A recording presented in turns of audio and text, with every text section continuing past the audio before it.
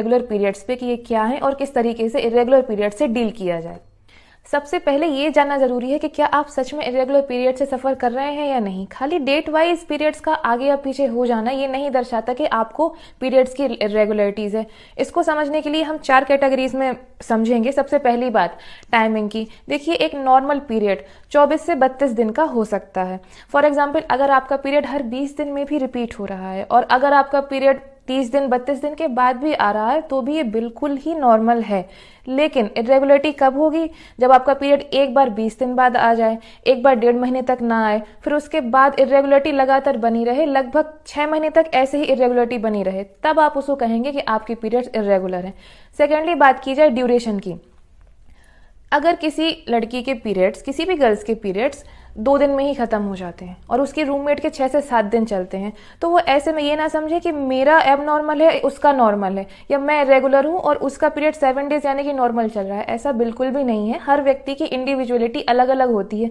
इस बारे में हम पहले ही बात कर चुके हैं कि हर व्यक्ति का अपना एक इंडिविजुअल रिस्पॉन्स होता है, चाहे वो हॉर्मोन्स को लेके हो, चाहे शारीरिक तौर पर, मानसिक रूप से, हर तरीके से। तो ये कंप्लीटली नॉर्मल है कि अगर पीरियड्स 2 दिन में खत्म होते हैं तो भी, 7-8 दिन चलते हैं तो भी। इरेगुलरिटी की श्रेणी में ये तब आएगा जब पीरियड्स आपके एक बार 2 दिन में खत्म हो जाए, नेक्स्ट टाइम आए तो 9-10 दिन लगातार चले और फिर अगेन यही इरेगुलरिटी आपको 4 से 6 महीने लगातार देखने को मिले। तीसरी बार बात करें क्वालिटी। क्वालिटी में हम बात करेंगे कि ब्लड का colour, the colour of blood it self speaks about the internal pathology. अगर ब्लड बहुत लाइट कलर का आ रहा है या ऑरेंज या येलोइश टाइप का, तो आप एनीमिया से सफर कर सकते हैं। हो सकता है अगर आपका ब्लड ब्राउन कलर का आए तो ये इन्फेक्शन को या फिर कैंसर को या अर्ली प्रेगनेंसी को दर्शाता है। तो आपको कलर भी देखना है और उसकी क्वालिटी भी देखना है कि कहीं बहुत ज्यादा ब्लड के थक्के तो नहीं आ रहे हैं और बहुत ज्यादा मतलब ब्राइट कलर, किस कलर का आपका ब्लड आ रहा है उसको भी जरूर आपको ध्यान देना है। यदि उसमें कोई तरीके की अजीब सी स्मेल आ रही है तो वो इन्फेक्शन को दर्शाती है, तो आपको ये भी ध्यान रखना है। नेक्स्ट बात करें क्वांटिटी की। क्वांटिटी में हम बात करेंगे कि अगर आपका ब्लड नॉर्मली 30 to 40 ml होता है ब्लड का नॉर्मल क्वांटिटी एक बार पीरियड्स में, अगर यही क्वांटिटी 80 ml क्रॉस कर जाए तो इसको अपन हैवी ब्लीडिंग के केस में रखेंगे। तो जब ये ब्लड बहुत ज्यादा यानी कि 80 ml से ज्यादा हो जाए तब आप इरेगुलर पीरियड से सफर कर रहे हैं। और अगर यही ब्लड बहुत ज्यादा कम हो, खाली स्पॉटिंग ही देखने मिले सिर्फ 1 या 2 दिन, then it is also known as irregular periods.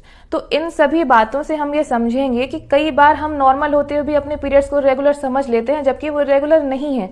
लेकिन अगर ऊपर बताई गई 4 हेडिंग्स के अंतर्गत आप एक से भी सफर कर रहे हैं तो आप इरेगुलर पीरियड्स के अंतर्गत आते हैं और आपको इसका उपचार जरूर करना चाहिए, क्योंकि ये आगे चल के एक बड़ी पैथोलॉजी में कन्वर्ट हो सकते हैं। सेकेंडली, बात करी जाए कॉज की कि क्या क्या कारण हो सकते हैं जिस वजह से पीरियड्स में रेगुलरिटी आ जाती है।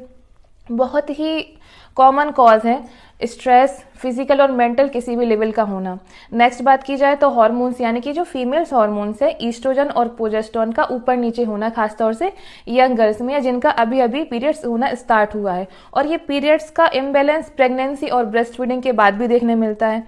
इसके अलावा और कॉमन समस्या क्या है? थायराइड एंड पीसीओएस या पीसीओडी, इसमें भी इरेगुलरिटीज नॉर्मल है। इसके अलावा एंडोमेट्रियोसिस, फाइब्रॉइड, बहुत ज्यादा ऐसी चीजें हैं जिनके अंतर्गत सबसे पहले फीमेल पे प्रभाव पड़ता है, तो सबसे पहले उसके मेंस्ट्रुअल साइकिल पर अपना प्रभाव कोई भी बीमारी दिखाती है हर फीमेल के केस में। तो आपको सबसे पहले ये देखना है कि कहीं कोई इंटरनल पैथोलॉजी